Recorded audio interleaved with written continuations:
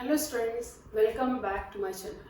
Today I am going to the next one, continuing with the nervous system.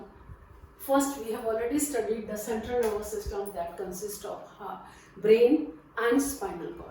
Now we are coming to the next, peripheral nervous system, PNS, and the autonomic nervous system.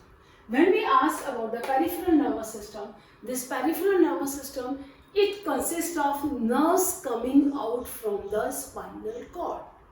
पहले हमने brain पढ़ा, spinal cord पढ़ा, अभी आपने last class में आपको spinal cord के structure बताए और उससे वेन्स. ना जो वेन्स निकलती हैं वो नर्व्स जो निकलती हैं, वेन्स तो ब्लड में होती है, ब्लड फ्लो करता है, तो नर्व्स जो पेरिफेरल नर्व्स है, क्रेनियल नर्व्स एंड स्पाइनल.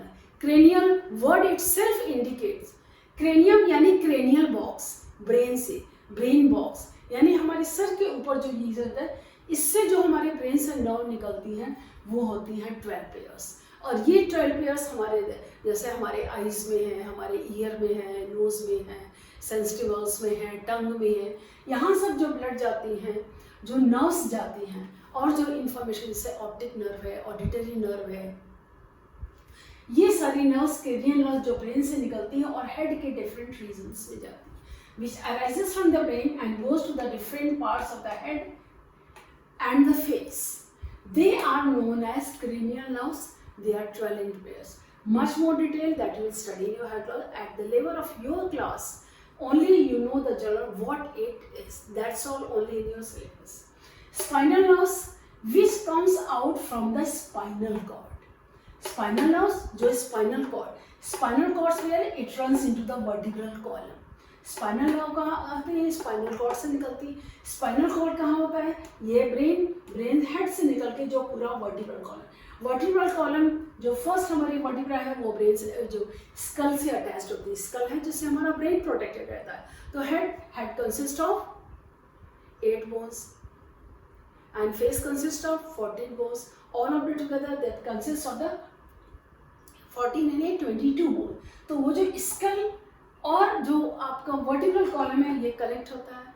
इसका the skull and vertebral column connected through the pivot joint and first and second vertebra is also connected through the pivot joint. वहां से कोई note गए. उसके बाद 33 वर्टिब्रास, 32 जॉइंट्स. 32 में एक जॉइंट तो वही हो गया जो दो वर्टिब्रा के बीच में हुआ.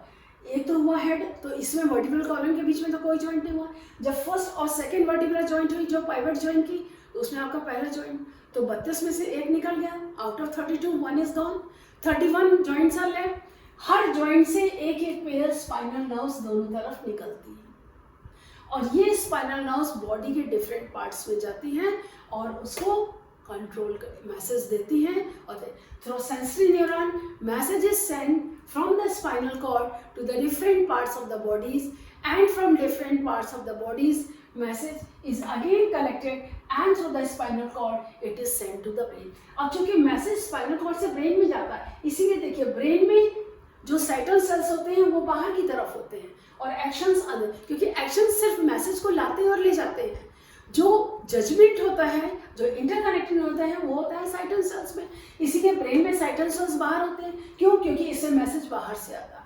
स्पाइनल कॉर्ड में बाहर से साइड से तो वेव्स निकलती हैं, तो इसलिए एक्शन सेल्स बाहर होते हैं, जजमेंट अंदर होता है तो वो उसके अंदर होता है. तो जैसे जो स्पाइनल कॉर्ड, जैसे अभी आपने स्ट्रक्चर पढ़ा था, ये स्पाइनल कॉर्ड का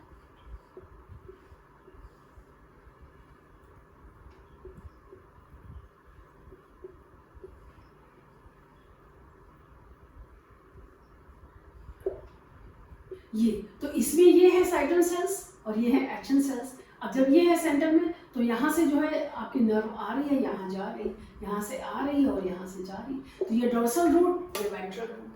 तो इस डोर्सल रूट और वेंट्रल रूट से मिला के यहाँ पर गैंग्लियन है, ये है आपकी गैंग्लियन, और ये है आपकी कॉर्नर, ये है आपकी ये स्पाइनल नर्व बनती है. तो ये जो स्पाइनल नर्व होती है ये बॉडी के डिफरेंट पार्ट्स में जाती है और वहाँ से जो भी आपके मैसेजेस हैं वो लाती है.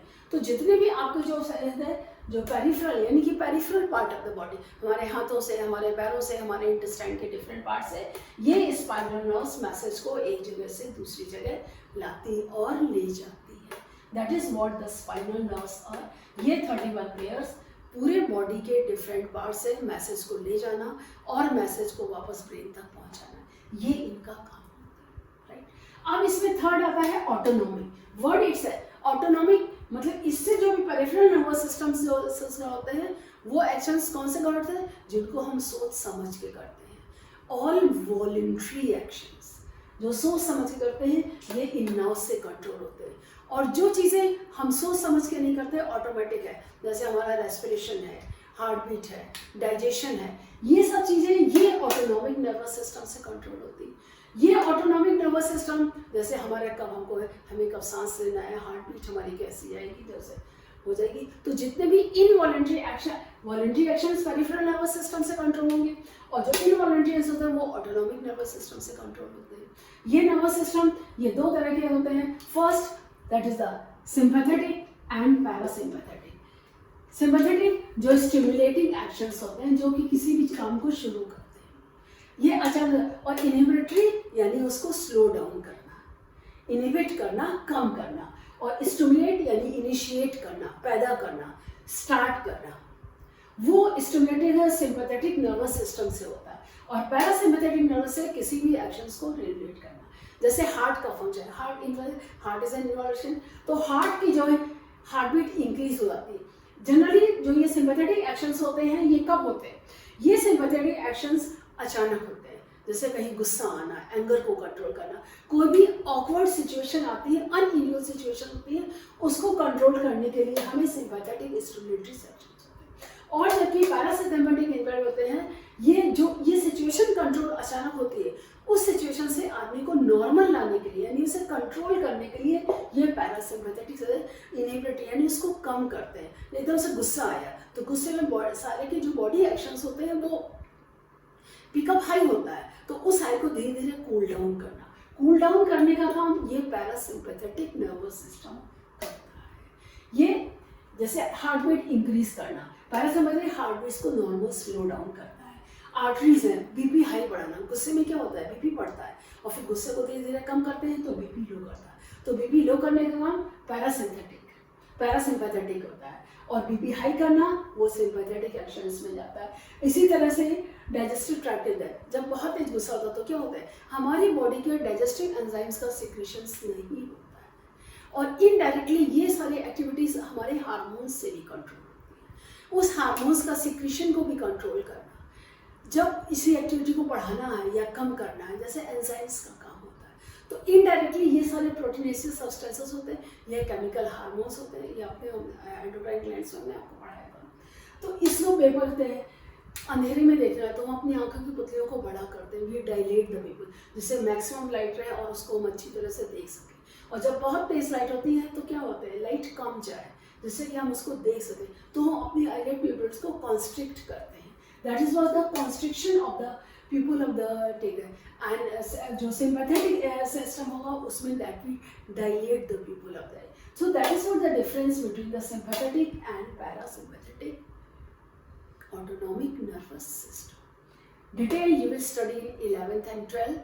कौन सी नर्व किस पार्ट में जाती है और कौन सा एक्शन होता है। जैसे जैसे वर्टिब्रास के नाम होते हैं, कॉक्लियर, सैक्रल, सर्वाइकल, उसी हिसाब से इनवेस के भी नाम होते हैं, और ये किस ऑर्गन में जाती है, कौन सा लंग्स में जाती है, कौन सा स्टमक में जाती है, कौन सा गॉल ब्लैडर में जाती है, कौन सी यूरिनरी सिस्टम में जाती है, या अपने गॉल ब्लैडर उसको कंट्रोल करती है, ये यूरिनरी ब्लैडर को कंट्रोल करती है, जिससे कि उसके कॉन्स्ट्रिक्शन और एक्सपेंशन जो यूरिनरी ब्लैडर का जो से मसल से कंट्रोल होता है, सर्कुलर मसल से प्रेजेंट होते हैं उससे कर, तो ये सारी एक्टिविटीज़ जितनी भी होती हैं वो सब उसी से कंट्रोल और गवर्न होती हैं।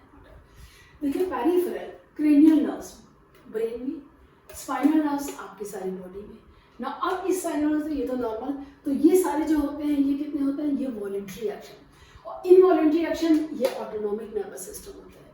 जैसे खाने का डाइजेशन है, कब आपको भूख लगी है, कब आपको यूरिन पास करने जाना, आपकी हार्ट बीट है, आपको गुस्सा आ रहा है, तो अचानक तो जो अनयूजुअल सिचुएशन से पैदा होती है उसमें सिंपैथेटिक नर्वस सिस्टम जो होते हैं, स्टिमुलेटरी एक्शन जो होते हैं इसको कंट्रोल, और पैरासिम्पैथेटिक होता है जो सिचुएशन स्टिमुलेटरी एक्शन से होती है, उसको नॉर्मल करने के लिए पैरासिम्पैथेटिक सिस्टम होता है जो चीज़ों को नॉर्मलाइज करती है जिससे कि बॉडी प्रॉपरली फंक्शन कर सके.